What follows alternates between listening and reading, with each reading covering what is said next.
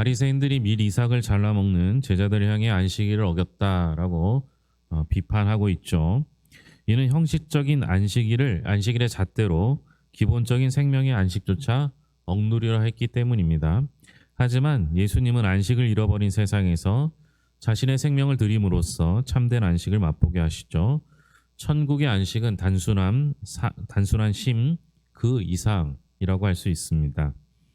바리새인들은 안식일 전통은 강조하면서도 정작 생명의 안식에는 관심이 없었는데요. 안식일의 밀밭 사이를 지나던 제자들이 무슨 일을 했는가? 1절에 보면 나와 있죠. 1절 다시 한번 읽겠습니다. 그때 예수께서 안식일에 밀밭 사이로 가실새 제자들이 시장하여 이삭을 잘라 먹으니. 안식일에 이삭을 잘라 먹었습니다. 제자들이 배가 고파서 길을 가다가 이삭을 완전히 다 익었다라는 표현들을 하는데요. 그 이삭을 먹는 그 행위 자체는 크게 문제가 없었습니다. 왜냐하면 신명기에 의하면 배가 고플 때 밀이삭을 잘라 먹는 정도는 허락되었고, 또한 레위기 19장에서도 보면 가난한 자를 위해 밥 모퉁이 일부는 수확하지 않고 내버려두고 추수 때에도 이삭을 다 줍지 않게 하셨습니다. 그러니까 신명기나 레위기에서 일관되게 말하는 율법이 지향하는 정신은 사회적으로 어려운 이들에게 사랑과 나눔이 전달되어야 한다라는 겁니다. 그러니까 제자들이 길을 가면서 이 이삭을 잘라 먹은 것 자체는 문제가 없어요. 언제 먹었느냐가 문제가 됩니다. 안식일에 먹은 게 문제가 되죠. 하지만 안식일 역시 생명 존중 정신을 지향하기 때문에 안식일 정신을 과도하게 엄격히 적용해서 생명을 위태롭게 하는 것은 오히려 율법을 어기는 것으로 볼 수 있습니다. 어렸을 때 기억나실지 모르겠어요. 저 어렸을 때는요, 안식일에는 아무것도 못 사 먹게 했어요. 기억하십니까? 안식일날 사 먹으면 큰일 나는 줄 알았어요. 그래서 주일날 군것질을 해서도 안 되고요. 심지어 아이들 간식을 준비할 때도 반드시 전날 준비하도록 했습니다. 간식 전날 준비하는 건 나쁠 게 없죠. 그러나 어떤 음식은 전날 준비하지 못하는 음식도 있지 않습니까? 그런 거에 비하면 요즘 그런 주일날 뭘 사 먹지 못하게 하거나 돈을 못 쓰게 하는 그런 건 없잖아요. 그때는 왜 그렇게 엄격했는지 모르겠어요. 그래서 주일날 슈퍼 가다가 걸리면 장로님들한테 혼났던 것 같아요. 바리새인들이 그럼 왜 이렇게 안식일날 이삭 먹는 행위를 비판했느냐? 2절입니다. 2절 같이 읽겠습니다. 바리새인들이 보고 예수께 말하되 보시오 당신의 제자들이 안식일에 하지 못할 일을 하나이다. 그러니까 안식일에 하지 못할 일을 했기 때문이다 라고 이야기합니다. 구전 율법이 이제 미시나라는 것이 있는데요. 안식일에 하지 말아야 될 게 39가지 정도가 있다고 합니다. 그 중에서 대표적인 것이 바로 밀 이삭을 손으로 비벼 먹는 행위입니다. 이게 사실은 아무것도 아닌 게요. 왜냐하면 밀 이삭을 이렇게 비비는 행위는 먹기 위해서 한다기보다는 탈곡하는 행위, 그러니까 노동으로 봤어요.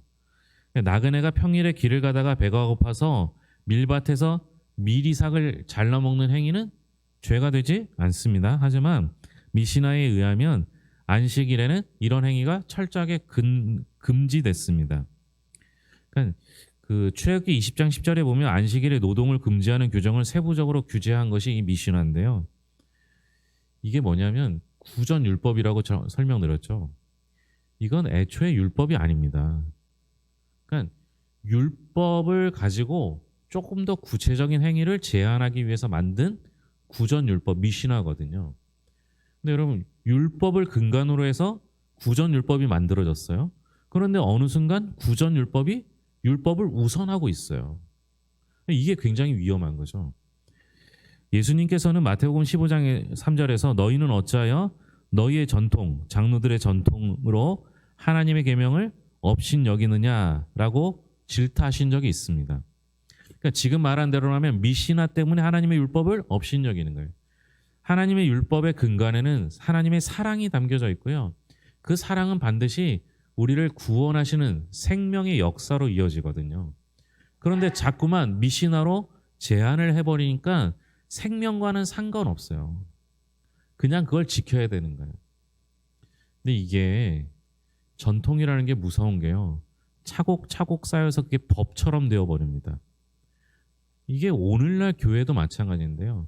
교회도 법으로 금지된 것이 아님에도 불구하고 전통이 법이 되어서 그렇게 분위기를 만들고 그렇게 따르도록 행하는 것들이 있다라는 거예요.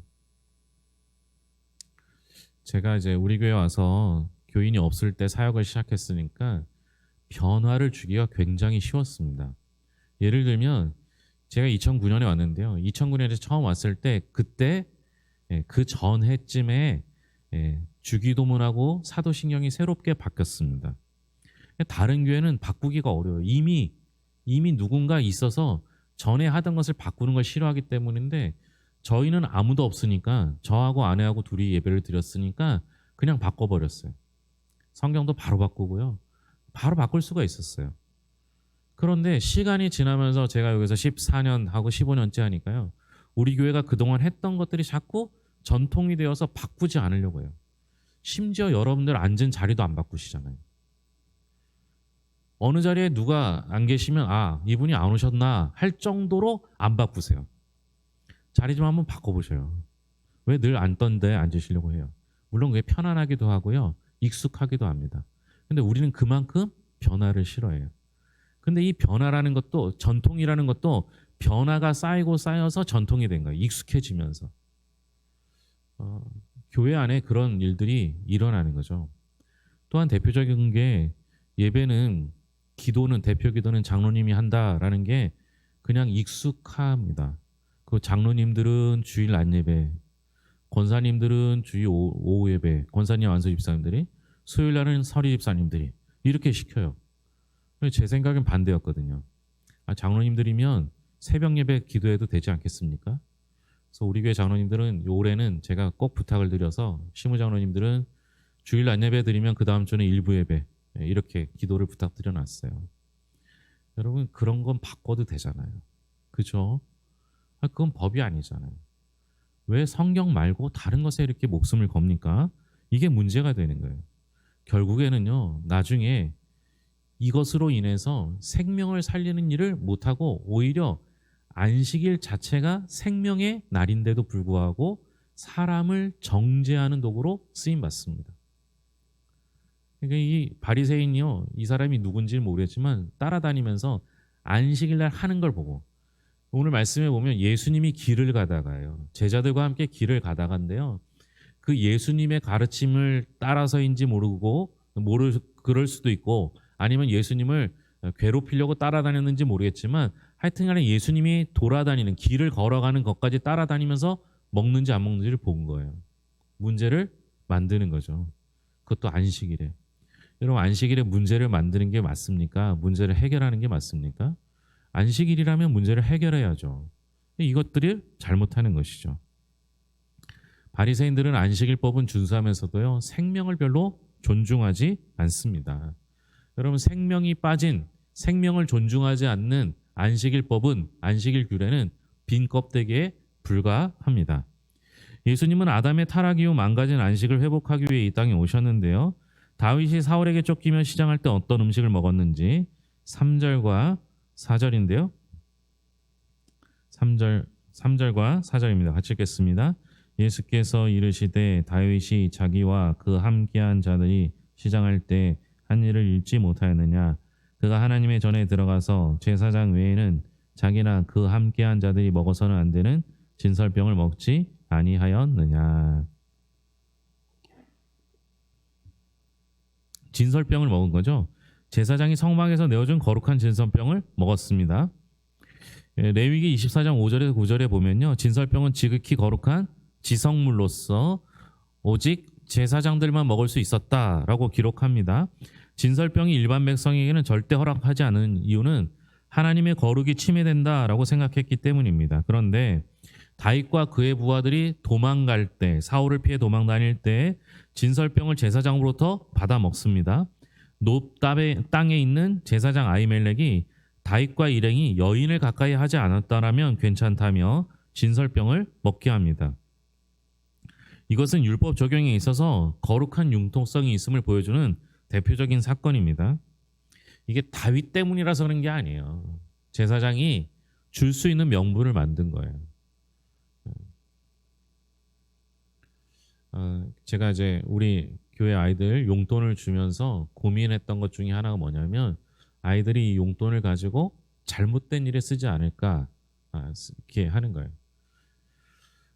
그런데 그건 우리가 훈련하고 가르칠 일이지, 그거 안 준다고 해서 아이들이 안 쓸 건 아니거든요. 그럼 우리는 잘 주고 잘 쓸 수 있도록 특별히 필요한 아이들을 위해서 주는 것이 맞다라고 생각한 겁니다. 지금 다윗과 그의 일행들은 시장한 정도가 아니라 도망가면서 먹을 것이 없어 고되고 있는 거예요. 잘못하면 다윗이 죽든 사울이 죽든 그를 따르는 자들이 죽든 누군가는 죽음의 위기에 처할 수 있는 상황이에요. 그 상황 가운데 여인을 가까이 하지 않았으면 된다라는 해석을 곁들여서 진설병을 내어주게 되죠. 사실 그게 맛있겠습니까? 우리는 율법을 문자적으로만 이해하고 그대로 해석하려고 해서는 안 된다는 거예요. 제가 다시 여호수아를 또 읽고 있는데요. 라합이 거짓말을 합니다. 여러분, 거짓말은 옳은 거예요? 옳지 않은 거예요? 옳지 않은 거잖아요. 그런데 하나님께서는 라합을 그것을 믿음으로 보셔요. 믿음으로. 우리는 이해할 수 없지만 거짓말했으니까 당신 구원받을 수 없어, 이렇게 말하고 판단하는 건 우리가 할 일이 아닌 거예요. 그 판단은 누가 하세요? 하나님이 하시는 거예요. 우리가 할 일은 뭐 하는 거예요? 생명을 살리기 위해. 남에게는 너그럽고 내게는 철저한 삶을 살아가는 것, 그것이 꼭 필요하다라는 겁니다. 안식일에 예외적으로 해도 되는 노동이 있습니다. 5절과 6절인데요. 5절과 6절 같이 읽겠습니다. 또 안식일에 제사장들이 성전 안에서 안식을 범하여도 죄가 없음을 너희가 율법에서 읽지 못하였느냐. 내가 너희에게 이르노니 성전보다 더 큰 이가 여기 있느니라. 노동할 수 있는데요. 누가 할 수 있어요? 안식일에 제사장들이 성전에서 번제 드리는 노동은 허락되었다라는 겁니다. 그러니까 안식일 법 적용에 예외 사례도 있다라는 겁니다. 그건 제사장이 안식일에 번제 드리는 노동을 하는 건데요. 그건 안식일법을 어긴 게 아니라는 겁니다. 안식일법보다 더 큰 법이 뭐예요? 제사법이기 때문에 그래요. 다시 말하면 안식일에 그 어떤 안식일법보다 중요한 게 예배 드리는 거예요. 예배 드리기 위해서 애쓰는 거고 수고하는 노동이에요. 자, 안식일 법이 있어요. 그 법보다 더 높은 게 성전의 제사법이에요. 성전법이에요. 성전법보다 더 높은 게 있어요. 뭐예요? 성전보다 더 큰 이가 여기 있다. 누구예요?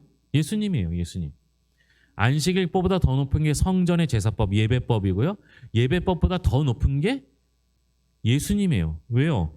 예수님은 성전보다 더 큰 하나님의 아들이시기 때문이며 성전법과 안식일법을 만드신 분이 하나님이시죠. 예수님은 인간의 죄로 인해 안식이 깨어진 세상을 온전히 회복해서 하나님 나라를 세우기 위해 이 땅에 오신 하나님의 아들입니다.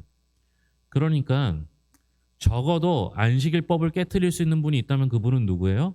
예수님이에요. 안식일의 주인이시기 때문에 그렇죠. 그렇다면 바리새인들은 무죄한 제자들을 왜 정죄했을까요? 7절과 8절입니다. 같이 읽겠습니다.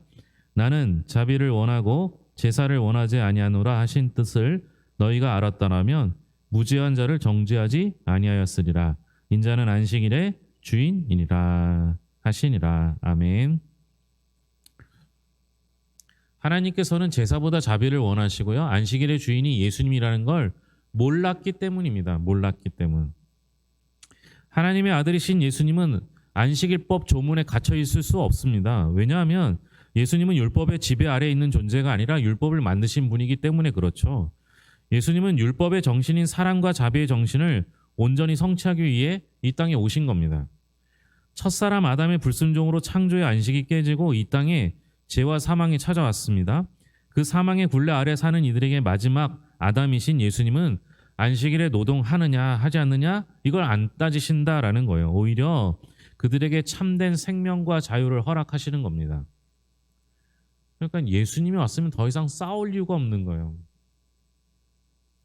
그거 해도 되냐 안 되냐 이거 묻는 게 아니라 예수님으로 만족하면 되는데 예수님을 앞에 두고도 싸우는 거예요. 안식일의 노동금지 규정보다 생명 존중 정신을 더 강조하십니다. 왜냐하면 안식일의 주인이신 예수님께서 우리들의 생명을 살리기 위해 이 땅에 오셨기 때문입니다. 주님은 생명 살리러 오셨는데 이 땅에 있는 사람들은 안식일에 이거 하느냐 안 하느냐 이게 맞느냐 틀리느냐 갖고 싸운다는 거예요. 예수님은 생명 살리러 오셨는데 그러니까 예수님이 얼마나 답답하시겠어요. 재미있는 건 오늘 말씀 속에 제자들이 하나도 항거하거나 불평하거나 반문하지 않는다는 사실이에요. 예수님과 바리새인들의 이야기에 끼어들 수 없었을 이유도 있겠지만 본인도 잘못을 느꼈다라고 생각한 거예요. 바리새인들이 그렇게 말하는데 하나도 반문하지 않아요. 자기도 걸린 게 두려운 거죠. 잘못했다고 생각하는 것이죠. 근데 오늘 주님의 평가에 의하면 어떤 평가가 나옵니까? 안식일에 밀을 먹었던 거 그것이 정죄했던 바리새인들을 향하여 무죄한 자를 정죄했다 이렇게 얘기합니다. 그건 죄가 아니라는 거예요. 오히려 주님께서는 계속적으로 바리새인들한테 이야기하고 있습니다.